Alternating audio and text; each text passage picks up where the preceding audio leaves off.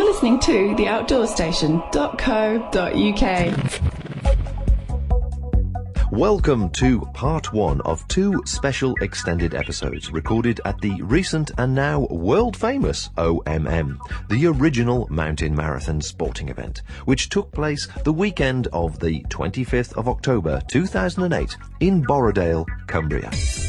This podcast deals with the event itself, sharing our experience and those of others also taking part. The highs, lows, thrills, and in some cases, spills, as the race took place in the eye of a very unique, wet and windy storm on that Saturday in the heart of the Lake District.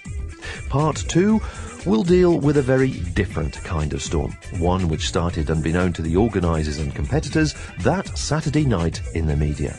We will look closely at the facts behind the story which went around the world, removing Obama and the financial crisis off the headlines and placed the supposed evacuation and rescue of 2,500 marathon competitors above everything else. Yes, we will talk to everyone involved and get the full and factual story. But first, in this episode, for those picking up this podcast from various links around the world, what does the original mountain marathon entail?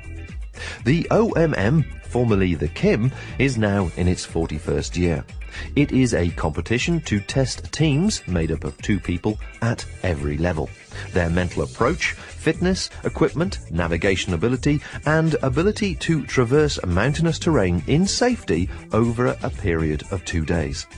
From the start to the finish on the second day, including the overnight camp, the team is a self-sufficient unit, responsible for its own safety and well-being. Outside help cannot be sought or accepted, unless the team has retired or is seeking help for an injured party.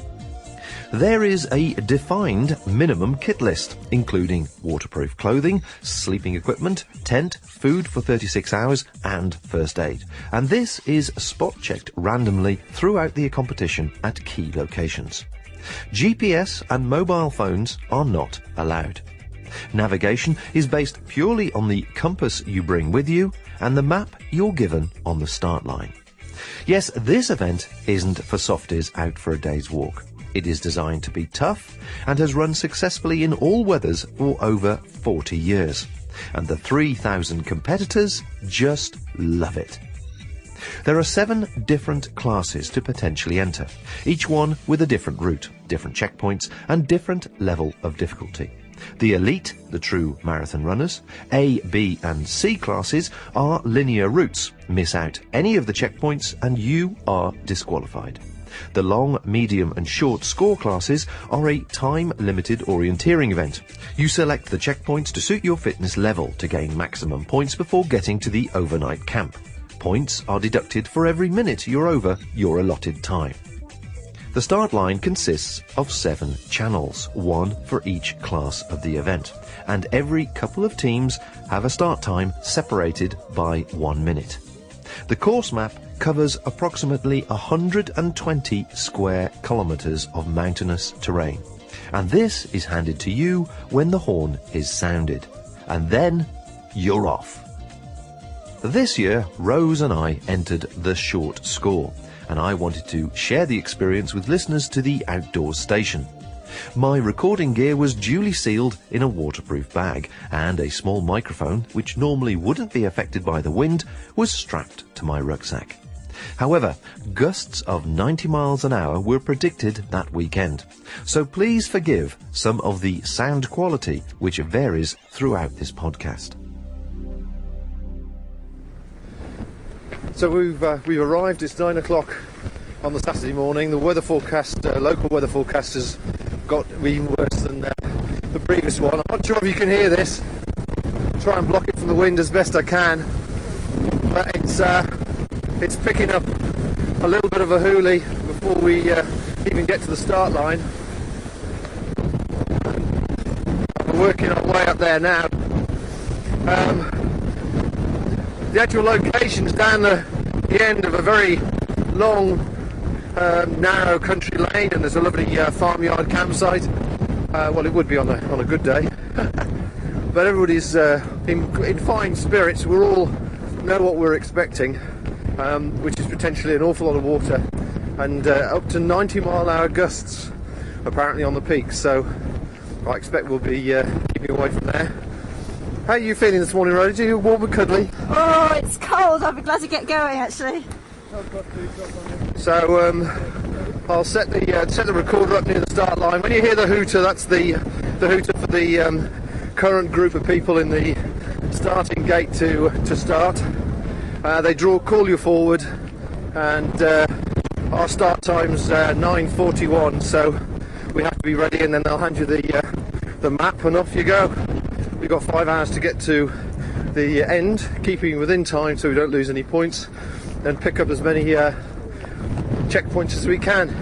I'm not too sure I'm going to get a chance to chat to anybody at this stage, but certainly I'll try and do so tonight, and try and explain as best we can the event as it unfolds. But certainly at the moment there's just a queue of about 100 people, all at taped off area, and the rest of everybody's just hunkered down behind the wall, trying to keep out the wind, waiting their turn. So I'll be back soon. And also down behind the wall, awaiting their start time, was Fran Whitworth, Gilly Markham, Andy Heald and Chris Smart. Good morning to you. Good morning. Good morning. How are you feeling this morning? Chilly at the moment. Bit nervous. A bit nervous. Is this the first event you've done? First for me. First for you, yeah? Yes. And how many have you done? About 12. Yeah? Yep. Yeah, so you know what to face, do you? Yes, definitely. I don't suppose you've seen the weather forecast for today, have you? Yes. It's foul. Absolutely foul. Lots of nice rain. That's nice to rain. So which class are you in? We're in the short score. Oh, right, okay. Same as us. And are you expecting it to be a joyous occasion when you get to the campsite? Yes. Because the weather forecast for Sunday is better, so it's bound to be good to get to the mid-camp. Yeah. So what pleasure do you get from these events then if you've done it 12 times? I don't know, it's just been masochistic. Sense of achievement, really. Yes, it must be a sense of achievement. That must be the one, yes, sense of achievement. And how did she persuade you to join in? Her partner drops out. And we're in the same running club, so she just asked me. She didn't have to persuade me. Yeah. I've done the mountain bike Polaris before, Right. so I know that's a similar sort of thing. Right, so you weren't coming into it completely blind then? No, not completely blind. So what gear have you carrying with you? Are you sort of going light, or are you going comfortable? Just the essentials, but not the minimal scrimping essentials. Yeah, because some people are getting No it down to extras. sort of like 3K. It's incredible, isn't it?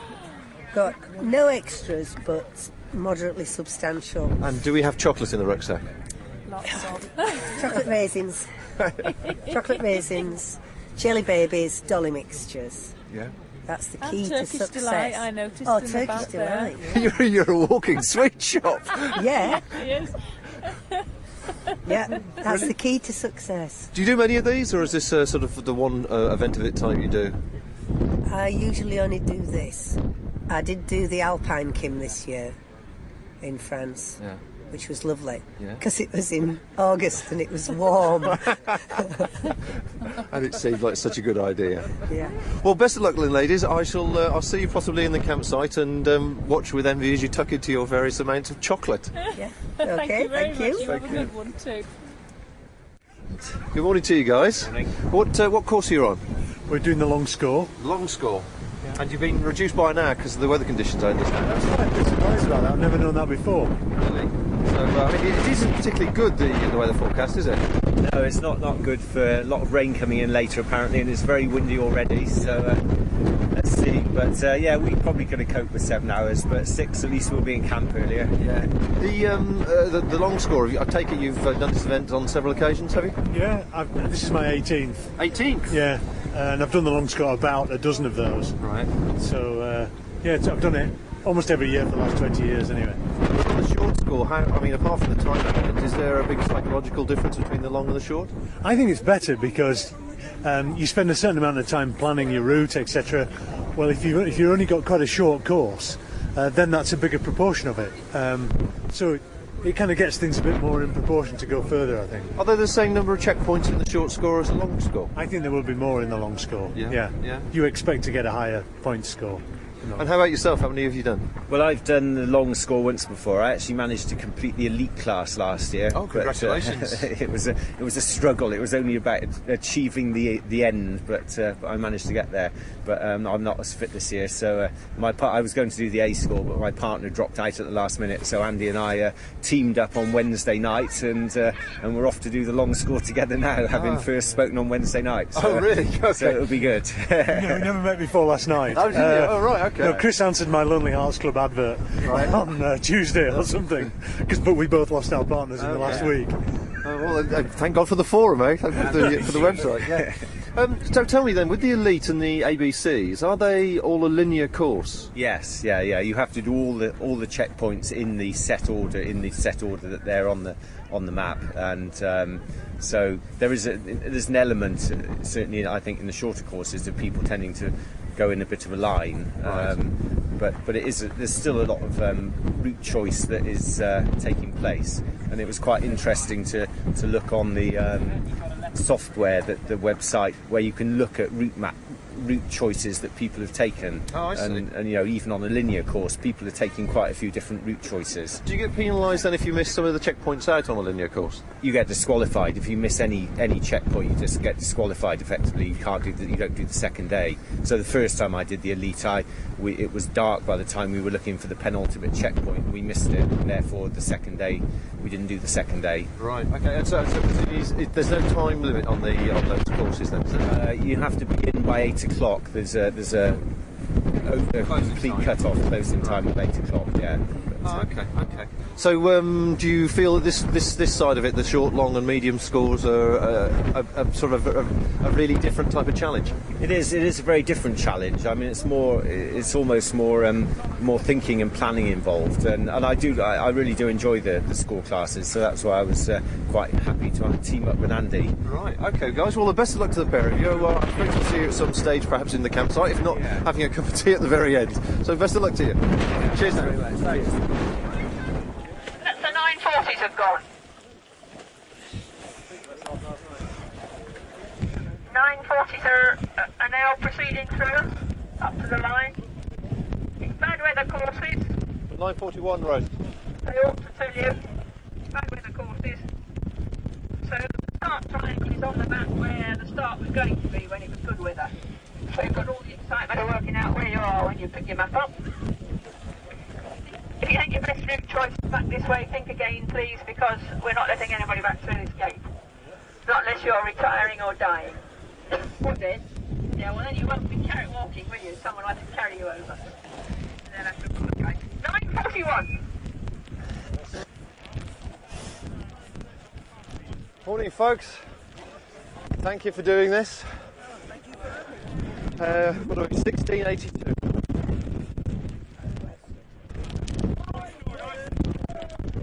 Morning. So it's 5 o'clock. Yeah. And instead of starting the triangle, it's not quite there. Yeah. I'm just starting a little bit up through there. Okay. Okay.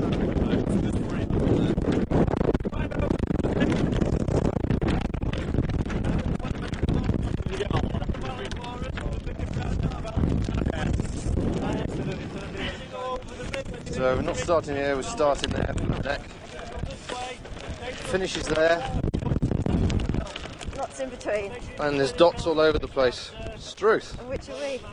We are down at the triangle down there. Cheers, thanks. Start the stopwatch.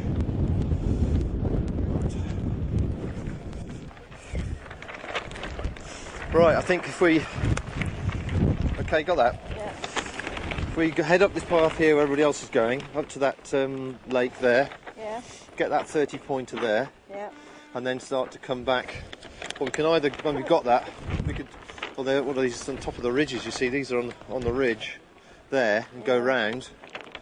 It's a ridge one, or it's that, it's a bit of a pig actually. 5 hours.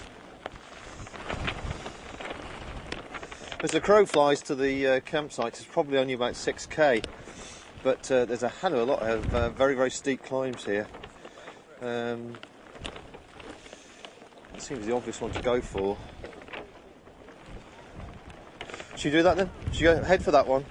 Head for that 15. That's a steep climb there. It's down that valley there, up to that 20. Or we go. Oh, it's down the valley. Quite a long way. Yeah. So yeah, but it's down the valley. It's down the valley there. Down the valley there. That climb there. There's a 40 there. How much would that be, I wonder? Go that way. That's the way to do. Go to 30, 15, 35, 20, 10, 40, and then over to the campsite that way. Okay. Okay? Yeah. Right. I think we'll pause the recording and pick it up a bit later on.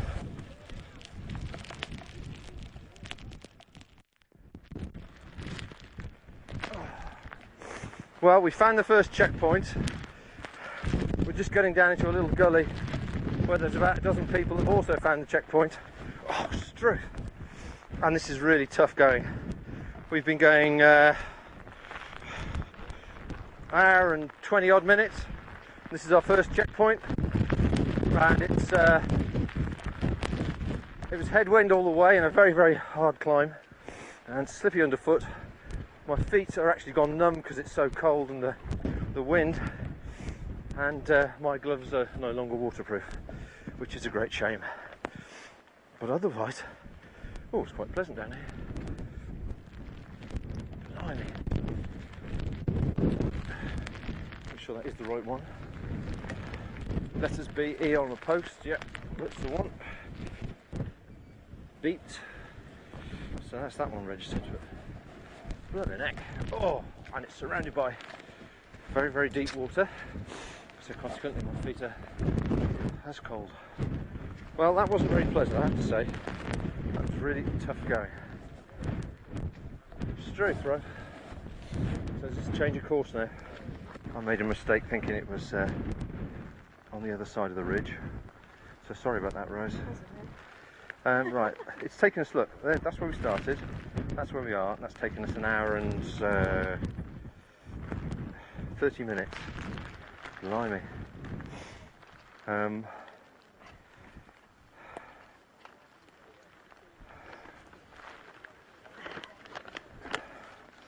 What is a sensible route to take? Oh, you do that, I'm going to break out the chocolate. Well, if that's taken us an hour and the wind is blowing against us, we could go down into that gully, which will be wide open to the wind, and down a head of washed water. But you see, if that's taken us an hour, we've got another one to get there, which is around there somewhere. Can't see it. That's 15 points. That's 35. If you said now that takes us 2 hours, that's 3.5 in total. We've still got to get across to there. In fact, it's probably not fair to fold the map like that. Let's fold the map so we can see the end. You're right, you're not too cold. Alright, there's the end. That's where we are. One climb, 2 climbs, then we can't, and then a steep, you can't climb down there. We go this way, we go round the edge of the ridge against the wind, but we drop down the valley, the gully down to the valley.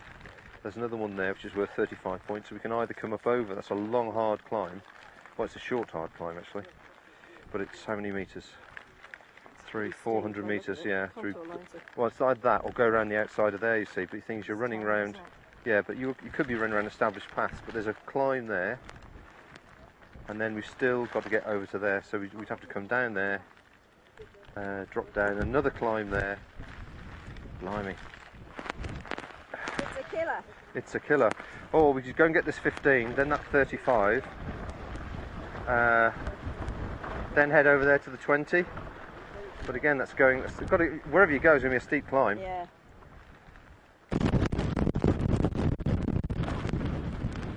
Oh, Well, it's all very well training on a reasonable day in the Malverns, but it's nothing like this. Oh. It's true. Right, let's try a gentle jog, shall we? Right? Try a gentle jog. See if we don't stumble too much across this lot.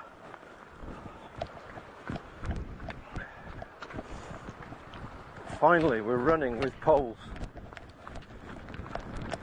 You have to. Oh, both our feet. Yes, we're using innovators. Yes, they're wet. But because we haven't been working very hard, or only on climbs, and then the climbs have been through streams, these are cold, to say the least. Almost a face full of gravel. In fact, we're still running in streams.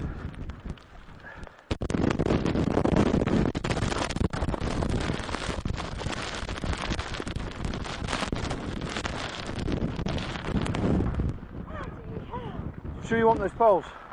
Yeah, I feel more secure. Okay. This is incredible, isn't it?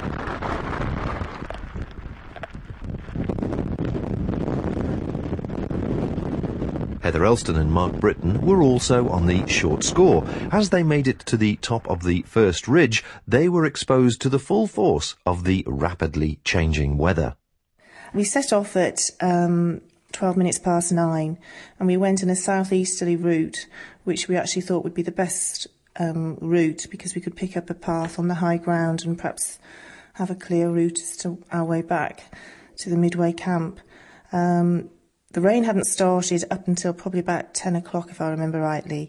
We were coming uphill at that point, and then it just really came down very heavy.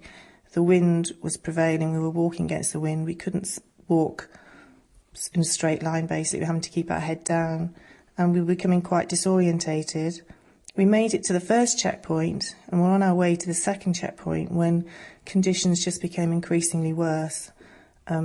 Mark and I decided to actually, at that point, rather than try and make it to the midway camp, it would be probably safer to make our way back to the headquarters, where we could also do another option of taking the lower ground to the midway point if things had improved at that point. So the conditions turned against you. I mean, that ridge is a fairly exposed ridge, Mark, and you must have been as battered as we were climbing up just a bit further down below you. We were about an hour behind you. We certainly had the full force of it coming at us, so you must have been exposed fairly early up there. Yeah, it was very difficult actually moving against the wind after we hit the first checkpoint. And because I need magnifying glasses to actually read the map, my glasses were sort of steamed up, getting rain in them as well. I was having a lot of trouble actually reading the map, and it was my day to navigate, so that posed a big problem. So we couldn't move as fast as we could normally because my map reading was very difficult, and the wind was against us, so we couldn't actually move fast enough to actually keep warm. Yeah, I mean, we were suffering from exactly the same problems. It was a case of just holding the map steady enough to actually visualise and focus on the direction and place where you wanted to go to, and trying to orientate it and orientate yourself in those conditions, because the head was down all the time, wasn't it? That's right, yeah, that's right. And actually also a point that was really quite dangerous for us, when we started to decline, the actual paths that we'd used had become really torrid waterfalls, so our footing was not very good, to be honest. The water was going at such a pace. We were actually stumbling, falling, and having to cross quite deep waterfalls, really. So from that point of view, it was quite dangerous too. So you were out for about 3 hours before you got down to headquarters, as it were, where you were going to take a shortcut across towards the finish area. But I guess they'd cancelled the event by then. They had, to be honest. By the time we got back into the valley, we could already see people heading down back, obviously retreating. That did make us feel a little bit better, to be honest, because you always feel a bit of a defeatist. Either defeatist or making a sensible decision. It depends which way you look at it. By the time we did get to the HQ, there was hot tea facilities, hot food. We were in the dry. And morale was really quite high. Everybody was, I didn't see anybody looking distressed or anything like that. We were cold, yeah, but I think glad to get back under cover, to be honest. So they looked after you well at headquarters there? Yeah, definitely. Well, they took our dibs off us to make sure that there was a record of everybody who was retiring. And Wilf's mobile canteen was up and running with the hot stew, like Heather said, tea and also soup, which was absolutely fantastic. And I must also say that the farmer had been mobilised as well to help people get their cars off the fields, which I'm really grateful to him. I don't know who he is, but thank you very much for helping us get off the wet car park, which was flooding very fast. So you actually managed to obviously get the car out before the road flooded. I've seen some of the video clips, and it obviously did come pouring in at that point, which was a shame really that both headquarters and the halfway camp did get flooded. I think that was just one of those things which was perhaps not expected from the amount of as bad as the weather forecast had been. But had you seen, or did you see in your entire experience, anybody that was disheartened, negative towards the event or anything like that at all? Absolutely no way. Everybody knew, they were prepared, they knew what they were going into. They're experienced. The ARM actually makes sure that you are experienced and that you've got your kit. They do have random checklists to make sure that everybody has got the requirements. And everybody was cold, wet, but morale was really high. Due to numerous factors, not least the worsening weather conditions, around 2 p.m, the OMM director, Jen, decided to cancel the event. Of course, many of the 3,000 competitors were still out on the hills trying to navigate against the clock.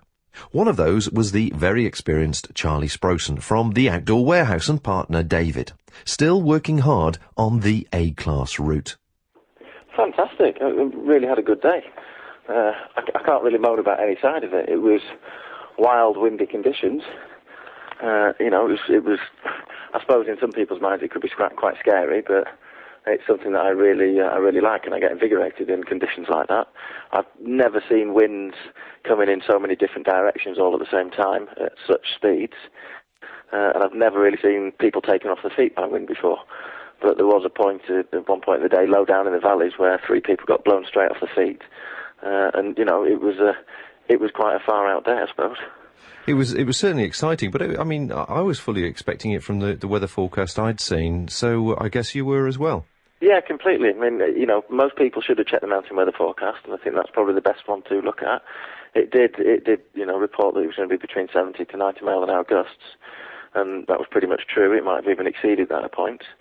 And so, yeah, anybody who'd taken part in the event should really have been fully prepared for that. Plus, they also did say at the start of the event that people should be prepared for foul weather. The courses were shortened because it was bad weather, so we had shortened courses, for that basic respect. So, yeah, I don't think anybody should have gone out there without knowing what was really going to go on. Well, I thought it was a fairly balanced approach. I felt that everyone in the start line and everyone I saw during the course of the event all were kitted appropriately and were obviously ready for the event. There didn't seem to be anybody expecting a day's walk in the summer hills. But from a personal point of view, I found the challenge was just trying to orientate myself when you couldn't actually look up. You were being sort of blasted by this rain and wind. It was incredible. Yeah, it was, definitely. It really was and I wouldn't say it was a navigated event because of the fact that in the A class you could actually follow a train of people, but definitely if you didn't have your wits about you could have walked off in the wrong direction, and you were being blasted in the face. It felt like there was ice being shot at you. So I did have quite a red face the following day. Well, I certainly would admit to being navigationally challenged a couple of times when I was trying to locate where I was and exactly where the next point was. But we battled on and didn't find it that unpleasant. It was just a real good limit to test yourself, your wits, your navigation, as well as your gear. Yeah, completely. And it was a really good test of gear. I took a new pack, which I found really good. I took a new waterproof Montaigne, found that fantastic. Was really glad that I'd actually taken my event jacket rather than something a little bit less. So it was definitely a good test of your wits and your kit, 100%. So were you sort of quite surprised and disappointed at the end there as you got down to the campsite that it did actually being cancelled? I wasn't surprised that it had been cancelled. I sort of figured there was a possibility that could happen. And I was slightly disappointed because I would have really liked to have run yesterday. And the conditions yesterday, were completely different. We would have had a really good day out. But I fully understood the reasons why they'd cancelled. And with knowing that a lot of people hadn't actually made the midway camp, it was fair enough. Plus, they didn't have all the kit set up, did they? They didn't have the electronic dibber machinery there, so they didn't have the computers and stuff, so they couldn't actually track where people were. So again, completely fair that they did cancel the event, but a bit unfortunate for everybody. Certainly. Did you find at any stage, or did you see at any stage on the hills and on your route that you took, anybody in any kind of difficulty at all? Yeah, a couple of people. There was one guy, and you always get a couple of irresponsible people who looked like he was in a Pertex orienteering suit. I almost said something to him and said, I think you ought to go down, and you're causing yourself problems that you could get into problems here, that you might not get yourself back out of. But he seemed to be okay, and he seemed to be getting on fine, and his partner was conscious of what he was doing, so we left him alone. But you do get those people who will shirk what's actually been written down for them. And then there was another guy we saw who his partner had disappeared off about 100 metres in front, not realising that he was in trouble, and he looked like he was on his verges of going into hypothermia. And I ran ahead and got his partner, while my partner David looked after the guy who was becoming hypothermic. And we sent his partner back, and they assessed the situation. He got more clothes on, he warmed up, and we did actually see him at midway camp afterwards, where he gave us a handshake and said thanks for looking after me, and he seemed all fine, and there was no problems then. So yeah, we saw a couple of people who were being challenged with the conditions, but everybody seemed to manage to know what they were doing and get through it. The worsening conditions affected us all in different ways, as we were spread out across the exposed hills and steep valleys. Gentle trickles had become waterfalls, and streams had become torrents. One of those to have a lucky escape was Liz Britton and her partner, Rachel Finley Robinson. I was on the short score, heading down after CC down South Headgill. We just bumped into my dad and sister as well. They were doing a short score on a similar route to us. We headed down and we're trying to get down to DS at the bottom of the valley. There's a group of walkers one of whom told us not to bother going down to the ford because it was too dangerous to cross, so to cross higher up.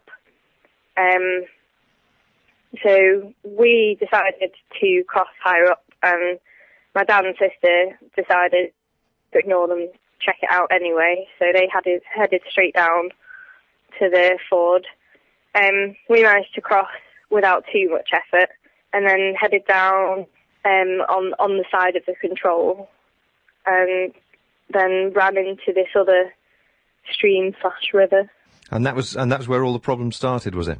Yeah, we saw a couple of other lads jumping across it higher up near a waterfall, but the jump looked too big for us to manage. Rach didn't feel comfortable trying it, and I didn't particularly either. So we went lower down nearer the main river because it looked a bit narrower. There's an island in the main South Headgill, and we managed to cross onto that with the hope that we could get back below the mouth of this other stream. But that didn't particularly work. Where we saw Phil and Tim for the first time then, and they'd asked if we were all right. We said we'd manage and find a way back, which we did. Came back the way we came, and then attempted for the second time to cross this other stream. We managed to get halfway across, and then it just whisked away under my feet. So I gather you're not a very tall person, would that be fair? Yeah, I'm fairly little. I'm a nice 5'1". Oh my word, so a good torrent of water would whisk you away fairly quickly then? Well, yeah, it wasn't particularly deep. I think it was only above my waist-ish. It wasn't... I didn't feel, oh my god, this is well above my chest type thing. I think it was only waist-deep. I did foolishly kind of think, oh, it'll be alright, I'll just hop off after this little bump here. But unfortunately, it was a bit more than a bit of a bump. There was about a 4-footish type little drop just after I went under, which smacked the side of my head on, and then kind of bounced a bit like a rag doll down, hit my back and hit pretty much everywhere really. But I managed to flail so much I'd grabbed onto a rock. As I tried to pull myself up, it just came away with me, hit me on the other side of my head, on the face. Got a nice black eye from it today. Carried on after this rock came down with me, and then all of a sudden it just stopped again, and I was face first in some grass with my legs were kind of caught around a rock because the stream had tried to take my waterproofs off me as well as another of my base layers. So I had to kind of unhook myself from a rock before I actually pull myself onto the island. I didn't feel I was too badly damaged then because I managed to move my legs to unhook myself, but couldn't really function much else really. So I should imagine your partner Rachel was doing a nut at this stage. Yes, from what I've heard, she was fairly hysterical. She bumped into my dad and sister who were trying to cross the same stream further up, having decided the ford was a no-go. Yeah, Dad just saw her and came straight down the hill for her. And then she got sent up to the nearest radio point, which I think was on Escort. But the walkers had a Dartmoor Mountain Rescue with them. So, and he just so happened to have a phone. And so he was able to start the ball rolling from that point of view. So on the island itself, your dad and partner and a couple of other guys joined you, I understand, and really started to keep you warm. Yeah, Phil and Tim saw me first. Tim ran up to try and. They were very concerned about where Rachel was, so Tim ran up and saw my dad and sister coming down, and I think they met and explained that Rachel had gone for help. I could only just hear them yelling across the bank to me because the wind was so strong. But eventually they managed to get Dad across onto the island and then decided that it would be easiest and safest for everyone if they were all on the island. So they got my sister across, who's also only a nice, measly 5'2", and they just wrapped me up in this space blanket, got all my layers on that they could find in my bag, and got a tent up and a hot chocolate on. I was actually very, very surprised about how efficient space blankets were. Never having to use one of them before. Did you sort of feel scared or very, very vulnerable at any stage, or were you sort of all of you able to look after yourselves, as it were? I personally was having seesaw moments of, oh God, I might actually die. Oh no, there's people here, I'll be alright. And then I kind of went through phases of my whole body convulsions and shiverings, and then it settled again. And I'm a medical student at Sheffield, and I kept having all these things about, like, all these lectures going through my head going on hypothermia and stuff, and it just, it was a fairly scary time for me, but Emily kept me going. We sat there singing ABBA, going through our favourite songs. So I think Phil was brilliant. Him and Tim remained completely calm and just got on with it. They knew exactly what to do and just sorted us all out, really. Did you know Phil and Tim before this? No, I'd never met them before in my life. They were coming back to check on me and Rachel from where we'd been sat on the other island anyway, apparently. Well, bless them. Yeah, I bet you send them a Christmas card. Yep, definitely. And so what's the sum total of your injuries then? Because it sounded like a very dramatic sort of accident. I've come off very lightly. I've had a black eye and a rather large chipmunk cheek, which is now green, but it's mostly just bruises and 1 3mm hairline fracture in my wrist. Well, I'm pleased to hear that it's so minor, and I presume you're on the mend or intending to be on the mend as soon as possible. Has it put you off the event at all? No, not at all. It wasn't anything to do with the event's fault. It was a silly decision by me. Next time I'm going to be a bit more aware of raging rivers. You rejoin us as we've got 10 minutes to go to get within our 5-hour limit.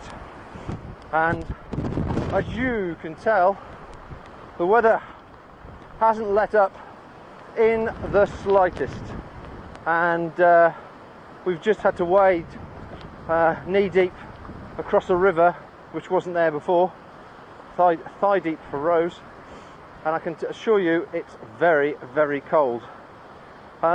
We haven't had a successful day really. Made lots of little navigational errors, all my fault. Been a good exercise to make my mind focus on distances and heights and so on, but it's been atrocious weather, and weather that challenges you, because navigation itself is one thing, but navigation when you actually can't look up without being beaten by raindrops and hail is something else.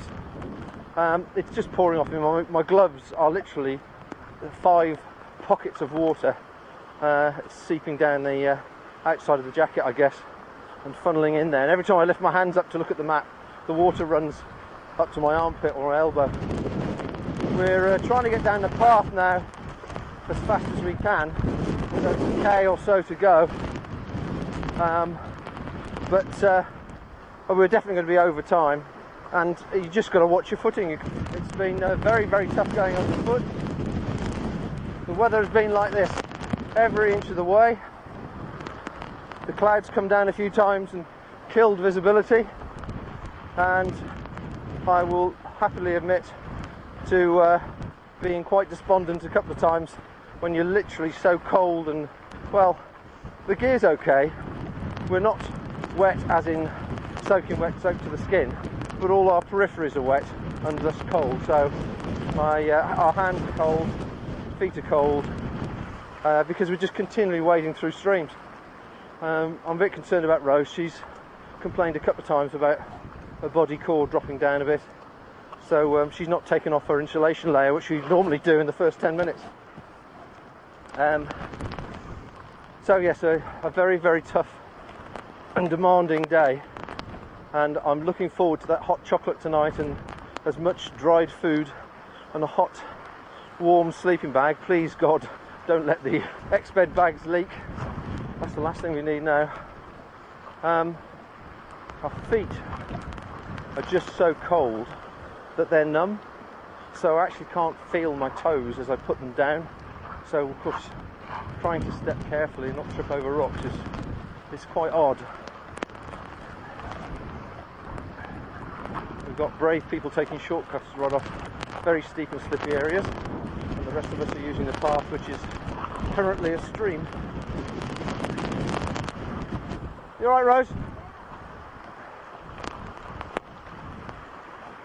My God, the whole valley is just water. It's all going to one place. I just certainly hope it isn't our campsite. Oh! This Paramo Velez top, 100% success rate. Fantastic. Thoroughly recommend it when it hits the streets. Certainly lighter than the normal Velez, and just as waterproof. All the little streams that coming off the hillside are now considerably bigger. So big, in fact, you can't cross them where they normally cross. They would sweep you away and straight over the edge. So everybody's treating them with an immense amount of respect, especially at this last stage when we're all tired and just want to get in and have a brew.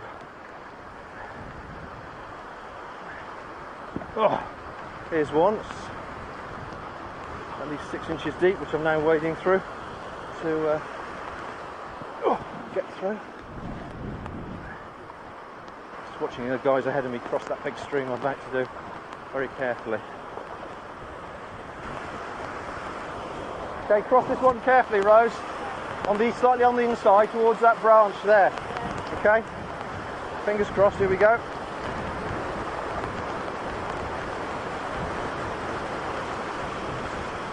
Whoa! So Rosie does.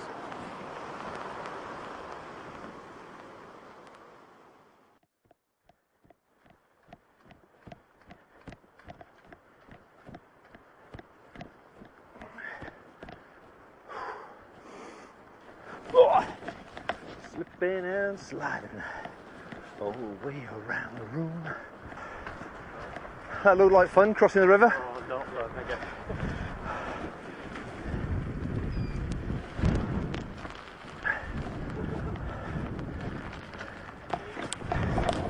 You do a jog to warm it? Could you manage a jog? Sorry? Yeah.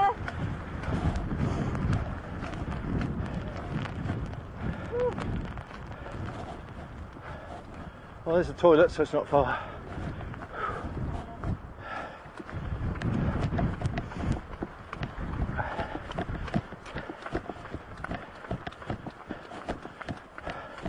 Straight through, I think.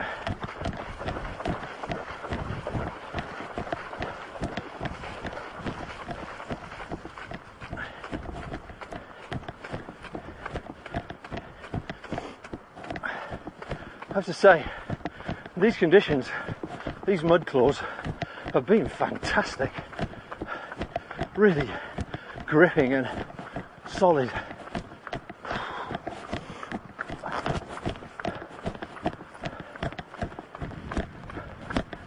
Oh. Hiya.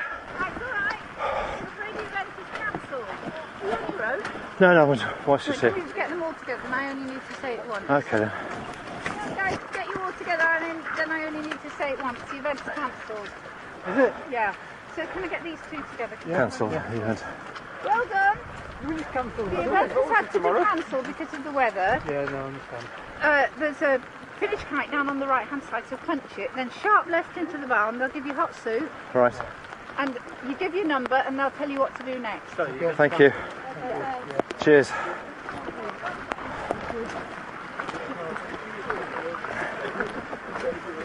So after all that, event's cancelled.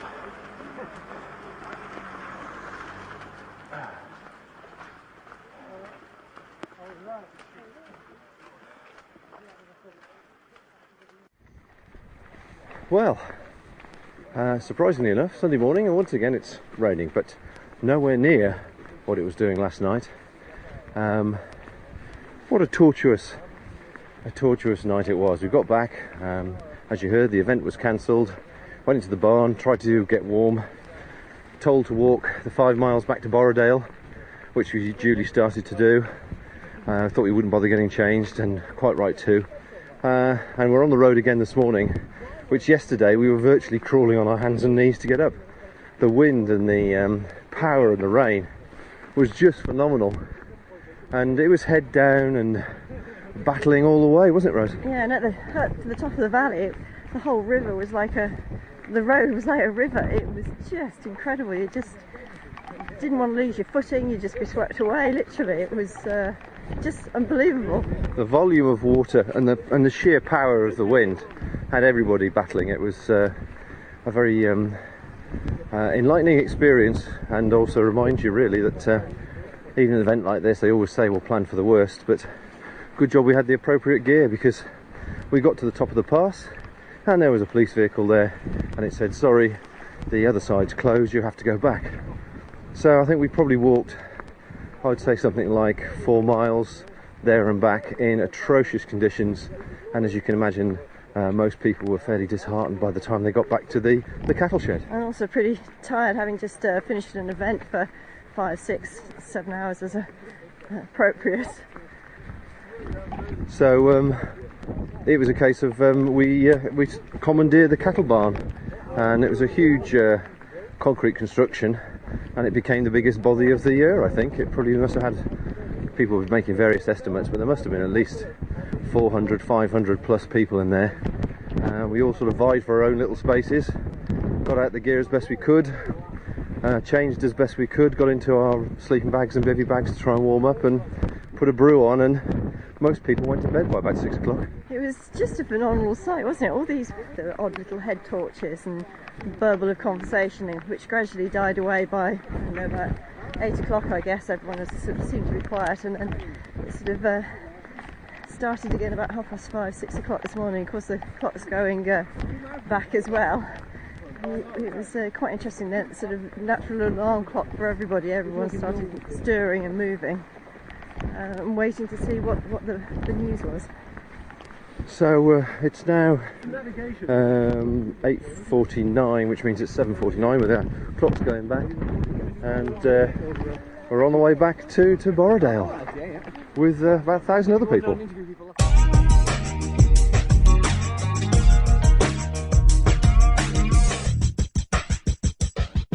After a fairly dramatic weekend, both weather and media, we've now recovered, got all our gear back home, spent a couple of days tiring the washing machine out and drying things and airing things. So as much as we went into detail before we left about the gear that we were taking and our choices, I think it's only fair that we could do a very, very quick review on successes and failures of any particular product that we took for people's reference. Certainly from a clothing point of view, starting from the bottom and working up for both of us, I had the Innovate Mud Claws, which were absolutely superb. I can see why they're the choice of mountain marathon runners. They stick to the ground, they grip everything. There wasn't the slightest hesitation about where my foot was. Fantastic. I had the new Montane Trail Tights. Although I was wearing waterproof, Berghaus waterproof trousers over the top, and I did wade a couple of times through some rivers up to my thighs, the tights didn't seem to hold the moisture and give me a cold, clammy feeling. On my upper body, I had the Paramo t-shirt and the new Paramo Velez lightweight smock. Again, I felt very comfortable for the whole event. It certainly kept, obviously, the wind and the rain out, or the majority of the rain out. I think the water that and the dampness that I did feel on my skin when I eventually stripped off was actually the water that had probably made its way down my wrists from the gloves mitts as it dribbled into my arms, and also the stuff that got through my face in the hood, because every time you looked up you just got blasted by water. So that's quickly the clothes I was wearing. What about you, Rose? I got the 282 ladies Innovates, which were really good. Some X socks, which were fabulous. The up and running full length running tights, which were on offer before the event. The Energy. Yeah, they were great, very much like yours. Had waterproof trousers, which I didn't really take off, which were the Go Light, which are also really good, except that they've got a short zip, which I dislike about them. It only sort of goes up to the calves. Top, I had the Bionic Tee, long sleeve Bionic Tee Montane, which was fab, loved it. And I put a fleece on at the last minute, which I'm really pleased I did, which is just a thin North Face one. Superfly jacket, which I love. It was absolutely brilliant as usual. Like you, though, I did get sort of when we actually finally got to a point of stripping off the my arms were quite wet, but I'm sure that was cuffs and water coming in that way, because my core was damp but dry. It wasn't sort of wet coming through. So the jacket did it fantastically. Go Light Peak cap, which I held on. I needed to hold on under my hood with a earband just to keep my ears warm and keep the cap on, but the cap actually then kept the rain out of our faces a bit. Yeah, I think I was the same as well. I had the same cap on and a headband, and I didn't take them off or move them through the whole trip. And they certainly, I think everybody had some kind of cap, I saw, to keep the wind and the weather away from their faces, because it was, as you know, coming in fairly rough. The rest of the gear all performed very, very well indeed. The rucksacks were fine. Probably the things that were the most useful, and certainly I understand they sold out of at the shop before the event, were the X-Bed waterproof bags. Without them, everybody would have had a much different event. It was the sleeping bags were dry, the spare clothes were dry, the down jacket was dry, so that was fine. The mistake I made would be, I'd fair to admit, the Triad stove. I took the little meth stove. And the meths, obviously, as good as it was, and it worked, but it took far too long. I had forgotten just how desperate you are for warm water to or warm food as fast as possible. So really, I should have taken a small gas cart and a small gas cooker, of which I've got plenty, that I could have used. But I suppose I was going for the romantic view, which actually it didn't turn out that way. No, not quite romantic with the tent was untried, so we couldn't really talk about about that. The walking poles, we did both try the walking poles at various stages during the 5.5 hours we were up there. But I think they were great. There's nothing negative about them apart from because they were so light and the wind was so strong. You actually had to put so much effort in controlling the poles and sorting out where they were going. The wind was just sweeping them away. And most of our focus was where you're going to put your feet, let alone poles. Yeah, so again, the poles were needed for the tent, but from a practical point of view, they didn't work as effectively as we thought they would in those conditions. I think everything else was pretty much as we anticipated it being. The food that we took, the dried packet food, and then we just had the dried packet food actually in the bars and things. We didn't actually tuck into the pasta that we cooked because obviously the event had finished early anyway, so there was no need for that. And I think really, in all honesty, by the time we came back down from Honiston Pass, that horrible afternoon's walk up to the top and back down again, we were quite despondent and quite cold, and when we eventually got everything out onto the concrete platform in the barn where we and lots of others were, I was pleased to find that the Torsolite pad that we used and the Survival Zone bivy bag, which were both wrapped in a waterproof bag which was shoved on the outside of the rucksack, were of great benefit, because at least then we could get all the gear out and get into our sleeping bags.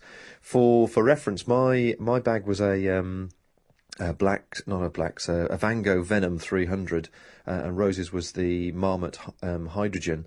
And I made a note that I went to sleep about 6 o'clock and woke up at 6 a.m. the following day, which was, of course, the clocks had gone back anyway, so that was a good 12-13 hours sleep. But in that sleeping bag, I was wearing dry socks. I'd left my tights on. I'd left my waterproof trousers on. I put my silk base layer on. I got my down jacket on. I put the Paramo on. I was inside the silk liner, and then I was inside the sleeping bag, and I was also inside the bivy bag as well for most of the night until the moisture that was coming off my clothes soaked the inside of the bivy bag. So I sort of semi-rolled out of that. But I slept as comfortably as you could do under those circumstances. I didn't feel like I'd slept very much, but obviously a good 12-13 hours of it must have gone past during the night. And you were similar. Yeah, and I think it was also interesting. I mean, someone did come round and sort of say, if you want to go and camp out, you can. But there was actually quite a nice atmosphere, and the thought of, because it was still pouring with rain at that point, trying to put a tent up in the pouring rain, it was just much easier just to stop in the barn, wasn't it? Yeah, I mean, everybody's... there's been some odd comments of why didn't you camp out then if you could have done, and it was a rescue centre.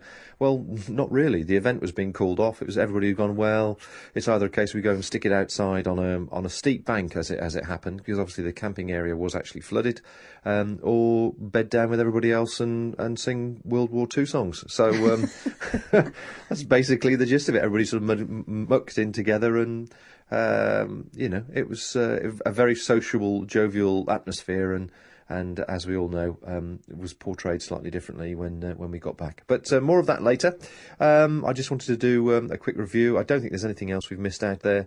Nothing I felt that we should have taken, apart from the gas stove view. The only other thing we haven't said is, obviously, we had gloves. I mean, I had some stickies and some Pack-Lite Gore-Tex mitts over the top, but by the end of the day, my hands were sopping wet. Yeah, mine too. And I think there's obviously, we need to look out for our waterproof mitts or waterproof over gloves with very long wrists, because the cuff is one thing that was definitely missing, and everybody was suffering the same way. But apart from that was our gear, and on the whole, a great success. Served us really well, and of course the obligatory buff. So that brings us to the end of the first extended report at this year's OMM. I hope you've enjoyed sharing the actual racing experience with us and listening to the adventures of others. As you can tell, this event isn't for everybody. Fitness and a love for the outdoors is one thing. Self-reliance and the mental approach to get through this kind of adversity is another. Join us next time as we explore the media storm which blew up around the world, as this event was cancelled due to the worsening weather conditions. We analyse the facts with people who actually witnessed them and compare them with the wildly exaggerated reports delivered by the mainstream media, who seemed so desperate for a dramatic story. The show notes on the Outdoors Station will link to various clips and videos associated with this event. This independent programme is produced and hosted by theoutdoorsStation.co.uk.